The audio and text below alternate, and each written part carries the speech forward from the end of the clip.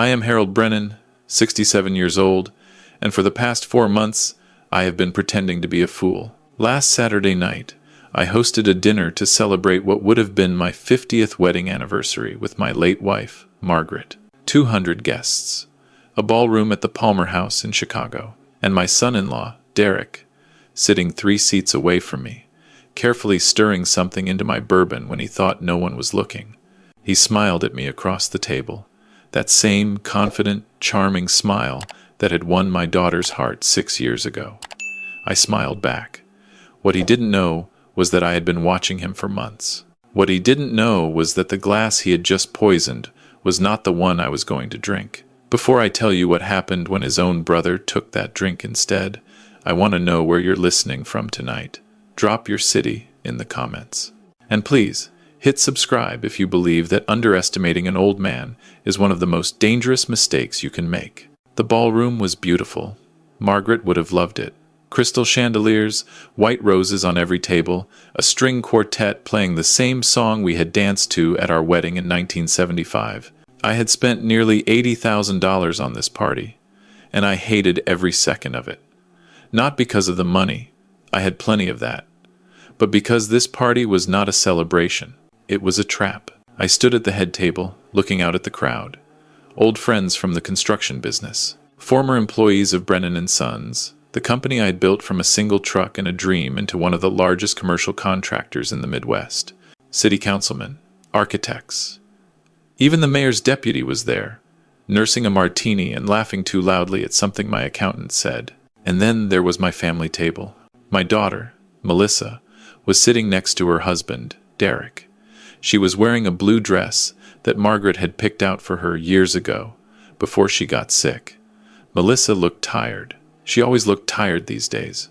The spark that used to light up her eyes was gone, replaced by something hollow, something anxious. She kept glancing at Derek, waiting for his approval before she spoke, before she laughed, before she did anything at all. Derek was holding court, as usual. He was a handsome man, I'll give him that. 42 years old, silver at the temples, a jaw that belonged on a movie poster. He was a financial advisor, he said. He managed money for high-net-worth individuals. He wore watches that cost more than my first house. Sitting next to Derek was his brother, Craig. Craig was a lawyer. Corporate stuff, he claimed.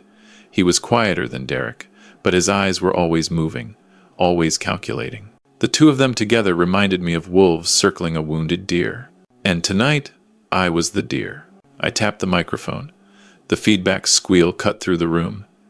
Everyone turned to look at me. "Friends," I said, my voice steady, "thank you for coming. I know Margaret is watching tonight, probably complaining that I spent too much on the flowers." A ripple of laughter moved through the crowd. 50 years, I continued.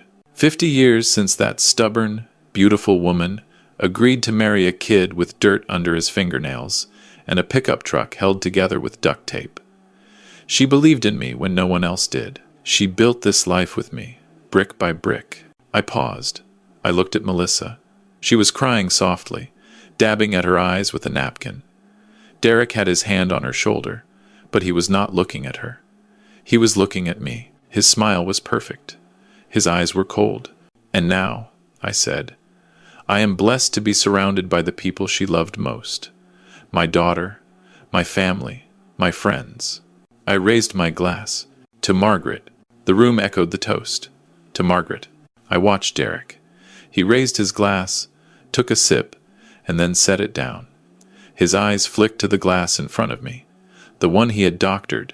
He was waiting. I excused myself from the head table, claiming I needed to greet some old colleagues. As I moved through the crowd, shaking hands and accepting condolences and congratulations, I kept Derek in my peripheral vision. He was relaxed now, confident. He thought the hard part was over. He had no idea. I made my way back to the table from a different angle, approaching from behind Derek and Craig. I was an old man. I moved slowly. Nobody paid attention to old men at parties. That was their first mistake. As I passed behind the brothers, I stumbled. Just a small stumble, the kind of thing you expect from a 67-year-old man who has had a long night. I caught myself on the back of Craig's chair, and in that moment, My hand swept across the table. The switch took less than 2 seconds. I straightened up, patting Craig on the shoulder. "Sorry about that," I said, my voice a little shaky. "These old legs aren't what they used to be." Craig just nodded, barely acknowledging me. He reached for his glass, the glass that had been sitting in front of me moments before, and took a long drink. I sat back down in my seat. The glass in front of me now was clean, untouched, safe. I raised it to my lips and pretended to drink. Across the table, Derek was watching me with barely concealed anticipation.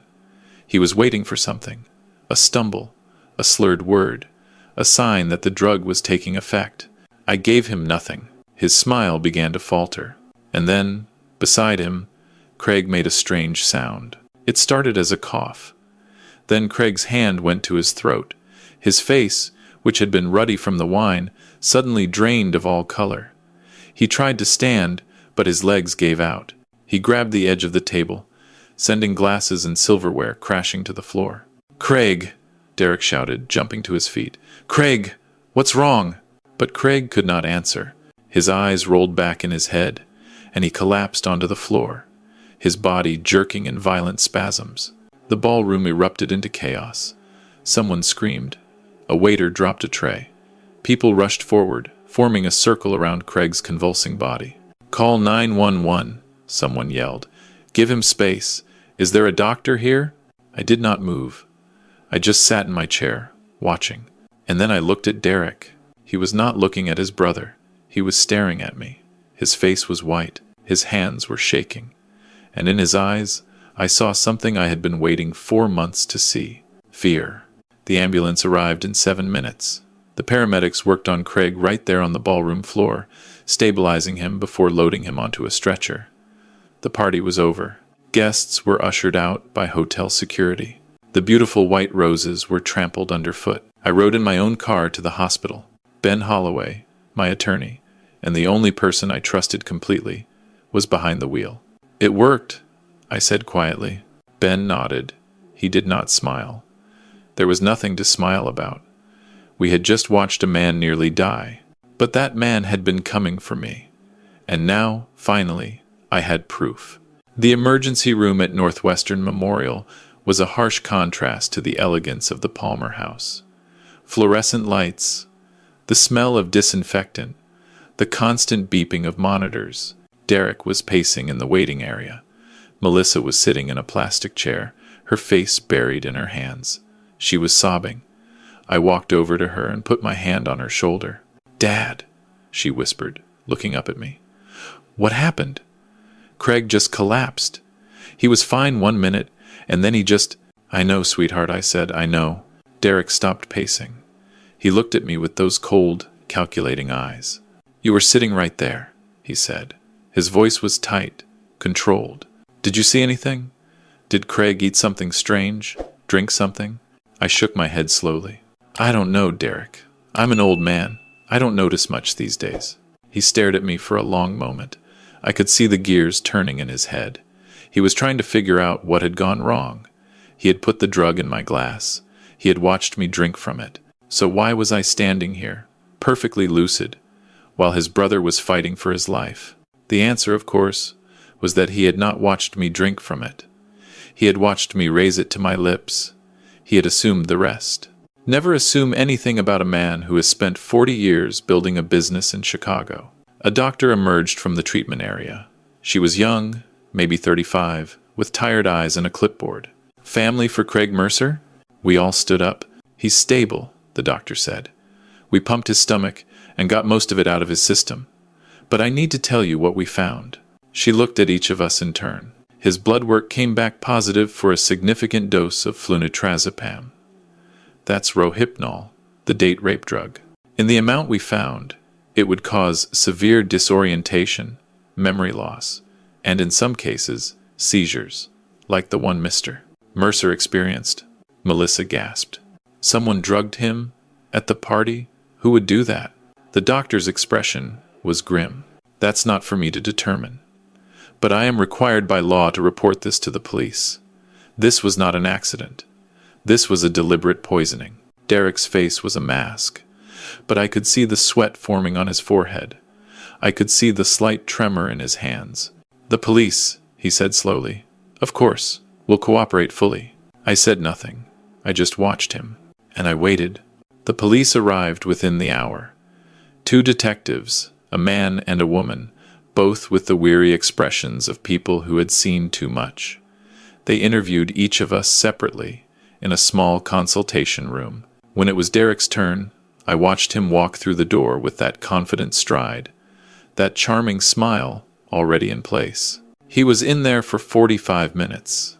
When he came out, the smile was gone. The detectives asked to speak with me next. I sat down across from them, folded my hands on the table, and waited. "Mr. Brennan," the female detective said. Her name was Rodriguez. "Can you tell us what you observed at the party tonight?" I sighed, rubbing my eyes like a tired old man. "Not much, I'm afraid. My memory isn't what it used to be. I was greeting guests, making small talk. Craig was at the table when I came back. A few minutes later, he collapsed." "Did you see anyone near his drink?" I shook my head. "I'm sorry, detective. I just don't remember." Rodriguez studied me for a long moment. Then she nodded. "Thank you, Mr. Brennan. We may have more questions later." "Of course," I said. "Anything to help."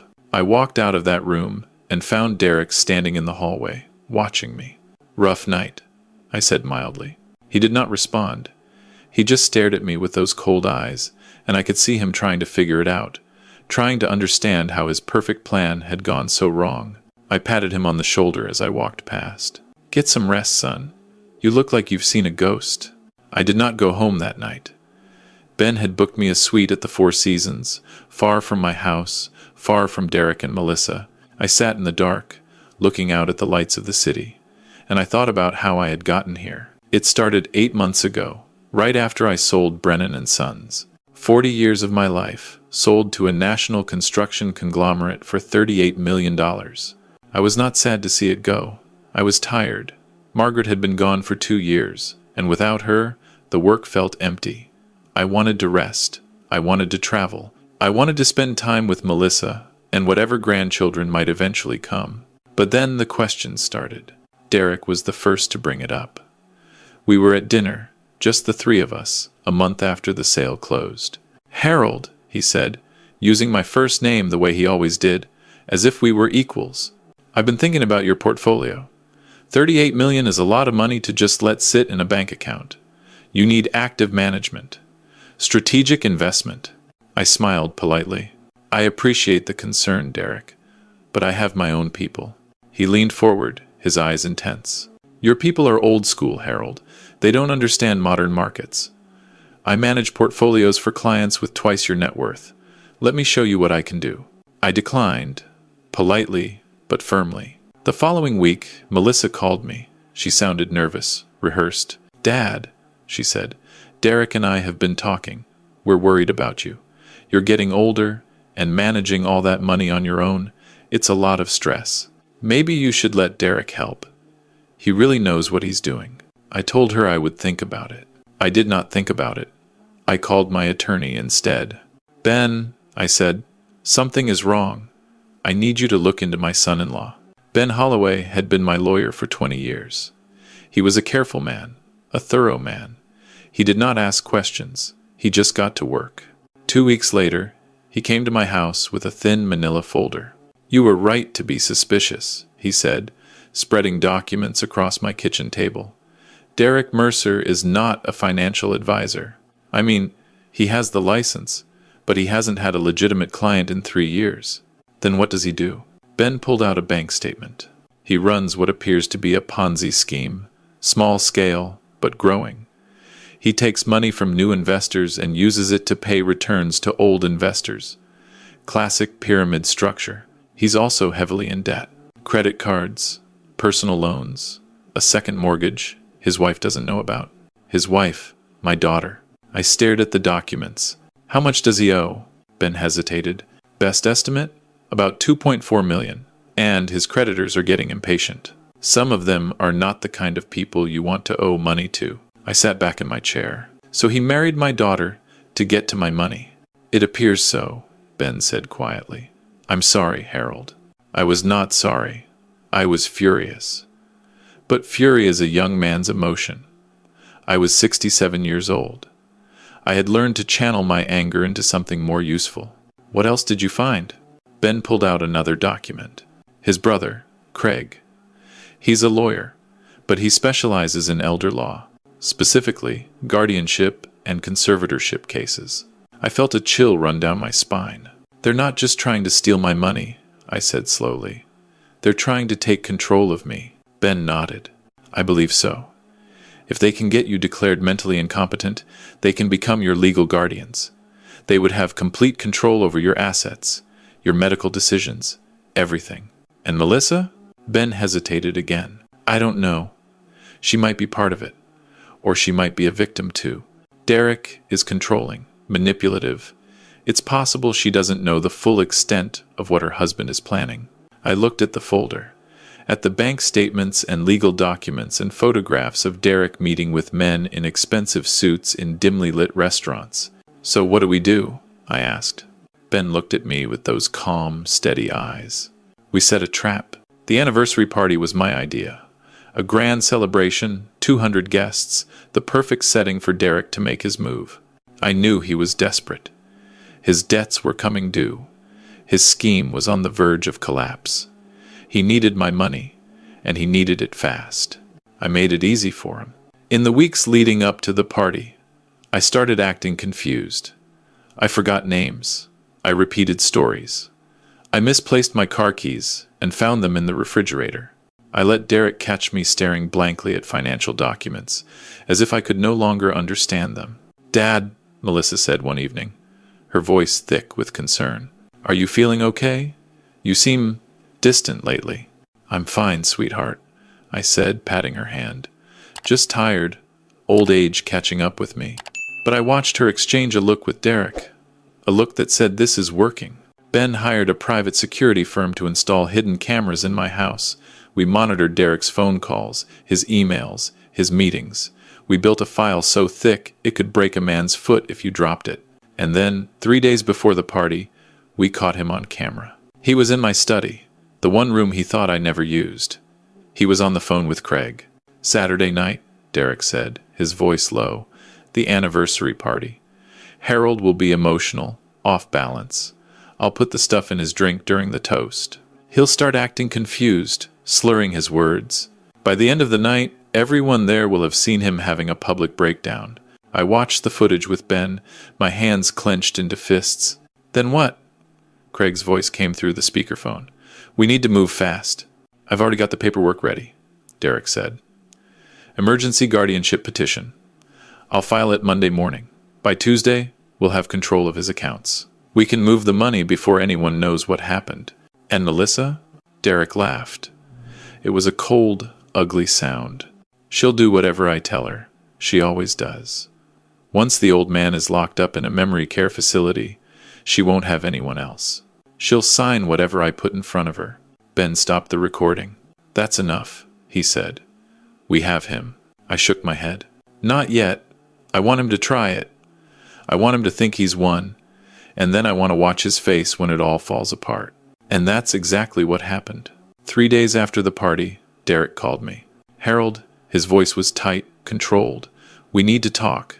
It's about Melissa. She's very upset about what happened to Craig, and she's worried about you. We all are. Of course, I said, playing my part. Should I come to your house? Actually, Derek said, we were thinking we would come to you. Just a family meeting. Melissa, me, and a friend of ours. A doctor who specializes in cases like this. A doctor. Of course he had a doctor. Some corrupt physician who would rubber stamp whatever diagnosis Derek needed. I had seen this playbook before. Ben had showed me 6 cases where families had used exactly this technique to steal millions from elderly relatives. That sounds fine, Derek, I said, letting my voice waver slightly. I've been so confused lately. Maybe talking to a professional would help. Good, Derek said, and I could hear the triumph in his voice. We'll be there at 7. I hung up and immediately called Ben. They're coming tonight. 7 o'clock. They're bringing their fake doctor. We're ready, Ben said. My team is already in position. The cameras are rolling. The police are standing by. Good, I said. Let's finish this. They arrived at 7 sharp. Derek, Melissa, and a distinguished-looking man in his 60s with silver hair and a bow tie. He introduced himself as Dr. Richard Hartley, a specialist in geriatric psychiatry. I knew his real name was Victor Sloan.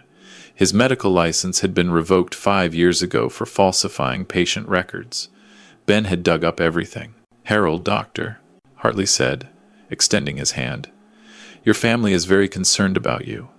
They've asked me to have a conversation, just to see how you're doing." I shook his hand weakly. "I don't understand," I said, looking around with wide, frightened eyes. "Melissa, what's happening? Who is this man?" Melissa was crying. "It's okay, Dad. He's here to help. We're all here to help." Derek guided me to my own living room couch like I was a confused child. "Just sit down, Harold. Everything is going to be fine." I sat. I let my hands tremble. I let my voice shake. "I don't understand.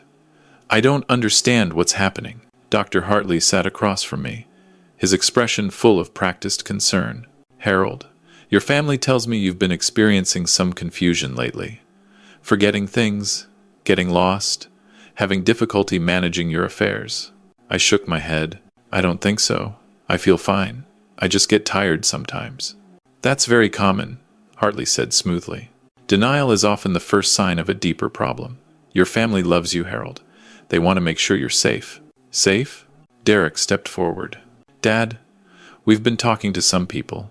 Doctors, lawyers. We think it might be time for you to consider stepping back from managing your finances. Let someone else handle the stress. Someone who can look out for your best interests." There it was. The pitch.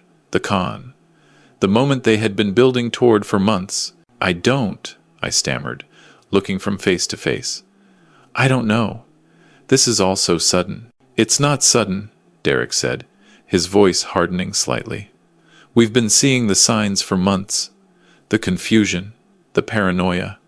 And now, what happened to Craig at the party?" "What about Craig?" Derek's eyes locked onto mine. "Someone drugged him, Harold. Someone put something in his drink, and now I'm starting to wonder if maybe, in your confused state, you might have done something you don't remember." The room went silent. Melissa gasped. "Derek," she whispered, "you can't possibly think—" "I'm not accusing anyone," Derek said, holding up his hands. "I'm just saying that Harold clearly needs help.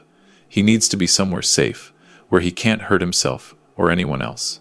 I stood up, letting my body shake with manufactured fear. "You're trying to put me away," I said. "You're trying to take my money and lock me up in some home." "Harold," Hartley said, standing up and approaching me. "No one is trying to hurt you. We're trying to help you. Just sign these papers, and we can get you the care you need." He produced a folder from his briefcase. Guardianship documents, power of attorney, consent forms for admission to a psychiatric facility. I stared at the papers. "I won't," I whispered. "I won't sign anything." Derek stepped closer. His mask of concern was slipping, replaced by something harder, colder. "You don't have a choice, old man," he said quietly. So quietly that only I could hear. "You're going to sign these papers, or I'm going to call the police and tell them you drugged my brother. Your fingerprints were all over that table. Who do you think they're going to believe? A successful financial advisor, or a senile old man who can't remember where he put his car keys?" I looked into his eyes, and for the first time all night, I let the mask drop. "That," I said, my voice suddenly clear and strong, "is an excellent question." Derek froze. "Ben," I called out, "did you get all of that?" The door to my study opened. Ben Holloway walked out, holding a tablet with a glowing screen. Behind him came 2 plainclothes police officers and a man with a professional video camera, its red recording light blinking steadily. Derek's face went white. "What?" he stammered. "What is this?" "This," Ben said calmly, "is a recording of you attempting to fraudulently commit a mentally competent elderly person to a psychiatric facility. It's also a recording of you admitting to a conspiracy to steal his assets and threatening to frame him for a crime you committed." "I didn't," Derek started. "You did," I said, stepping toward him. "Every word, every threat, all of it recorded, in my house, with my consent." The officers moved forward. "Derek Mercer," one of them said. "You are under arrest for conspiracy to commit fraud, attempted elder abuse, and assault with a controlled substance." "Assault?" Derek's voice cracked. "I didn't assault anyone. Craig was an accident. The drug was meant for—" He stopped. But it was too late. "Meant for who?" the officer asked. "Meant for Mr. Brennan here? The man whose drink you drugged at the party? The drink that somehow ended up in front of your brother?" Derek had no answer. His mouth opened and closed, but no words came out. The officers handcuffed him. They handcuffed Dr. Hartley, whose real name was Victor Sloan. They were leading them toward the door when Melissa finally found her voice. "Derek," she screamed, pulling at the officer's arms. "Derek, tell them you didn't do this. Tell them it's a mistake." He did not even look at her. "Get off me," he snarled, shaking her off. "This is your fault. Your pathetic, useless family. If you had just convinced him to sign over the money months ago, none of this would have happened." Melissa staggered backward as if she had been slapped, and then Ben played the final card. "Mrs. Mercer," he said gently, "there's something else you need to see." He tapped the tablet screen. The living room's large television flickered to life. It was footage from 3 weeks ago, hidden camera footage from Derek's home office. Derek was on the phone, laughing. "Melissa is clueless," he was saying. "She actually thinks I love her. Can you believe it? 6 years of pretending to care about her boring little life, her boring little father. But once we get the old man's money, I'm done. I'm filing for divorce the second the funds clear. I'll give her a few $100,000 to keep her quiet, and then I'm gone. Costa Rica? Maybe. Somewhere with no extradition treaty." The video ended. The silence that followed was absolute. Melissa was standing in the middle of my living room, her face pale, her body trembling. She was staring at the blank television screen, as if she could still see her husband's laughing face. "He never loved me," she whispered. "It was all a lie. Everything was a lie." I walked to my daughter and put my arms around her. "I'm sorry, sweetheart," I said. "I'm so sorry you had to see that." She collapsed against me, sobbing. "I didn't know, Dad. I swear I didn't know. He told me he was worried about you. He said you were getting confused, that you needed help. I believed him.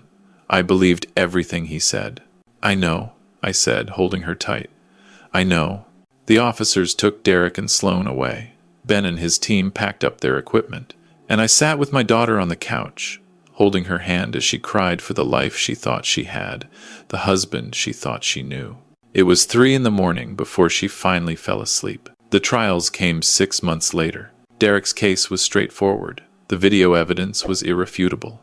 His own words, recorded in his own home and mine, condemned him more completely than any prosecutor ever could. He was convicted of conspiracy to commit elder abuse, attempted false imprisonment, and assault with a controlled substance. The judge gave him 12 years. Victor Sloan pleaded guilty in exchange for testimony against Derek. He got 4 years. Craig Mercer, Derek's brother, was a more complicated case. He claimed he had no knowledge of the drugging, that he was just there to provide legal advice. But Ben had uncovered emails between the brothers, discussing guardianship strategies, discussing how to make me appear incompetent, discussing which psychiatric facility would be most isolated and most expensive. The jury did not believe his protestations of innocence. He got 8 years for conspiracy. I was in the courtroom for every verdict. I watched Derek's face when the foreman said guilty. I watched the arrogance drain out of him, replaced by something small and desperate. He looked at me as they led him away in handcuffs. His eyes were full of hatred. I just smiled. Not because I was happy. There was no happiness in any of this. My daughter's marriage was destroyed. My son-in-law was going to prison. My family was shattered. But there was something else, something that felt, after all those months of pretending to be weak, like justice. Melissa did not recover easily. How could she? She had spent 6 years married to a con man, believing every lie he told her, doubting her own father because her husband whispered poison in her ear. She moved back into my house for a while. We did not talk much at first. There was too much pain, too much shame, too much guilt. She spent most of her time in her old room, the room she had grown up in, surrounded by remnants of the girl she used to be. But slowly, gradually, she started to come back. She got a job at a local architecture firm, using the degree she had abandoned when Derek convinced her she did not need to work. She started running again, something she had loved before Derek told her it was a waste of time. She started laughing again. Real laughs, not the nervous, performative laughs she had been giving for years. One evening, about 8 months after the trials ended, she came to me in my study. "Dad," she said, "I need to tell you something." I put down my book. She sat across from me, her hands folded in her lap. "I knew," she said quietly. "Part of me knew. Not about the drugging, not about the Ponzi scheme, but I knew something was wrong. I knew Derek wasn't the man he pretended to be. I felt it in my gut, every day, for years." "Why didn't you say something?" I asked gently. "Because I was afraid," she said, tears streaming down her face. "I was afraid that if I admitted the truth, I would have to face the fact that I had wasted my life, that I had married a monster, that I had betrayed you for someone who didn't even love me." I reached across and took her hand. "You didn't betray me, sweetheart." "I did," she insisted. "I believed him over you. I doubted you. I let him convince me that you were losing your mind, and I didn't even question it. I was so desperate to believe that my marriage was real that I was willing to sacrifice my own father." I squeezed her hand. "But you're here now," I said. "That's what matters. You're here, and you're healing, and you're finding your way back to yourself. That's all I ever wanted." She looked at me with those eyes, Margaret's eyes, full of pain and hope, and something that might have been the beginning of forgiveness. "How can you not hate me?" she whispered. I smiled. "Because you're my daughter, because I love you, because I know that the woman Derek tried to turn you into is not who you really are." She started crying harder then, but they were different tears, cleansing tears. I held her for a long time. I did not retire. That was the strange part. After everything that happened, after the trials and the healing and the slow rebuilding of my family, I found that I could not simply sit still. The 38 million was still in my account. It felt heavy now, tainted by everything that had happened. I did not want to just invest it and watch it grow. I wanted it to mean something. Ben and I talked about it over lunch one day. "What do you want to do with the rest of your life?" he asked.